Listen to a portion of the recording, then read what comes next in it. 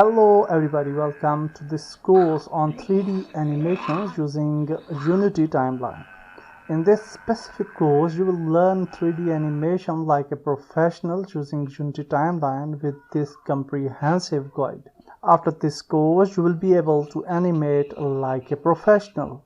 You will be master in Unity Timeline. You can create realistic looking scenes for your animations. You can create 3D animations in Unity without using coding. In this specific course, we will be focused on Unity Timeline. We will learn about activation track, animation track, audio track, and signal tracks of Unity Timeline. And after finalizing this course, you will be able to create your own dynamic animations in Unity. Thank you very much, and let's start our journey from next video.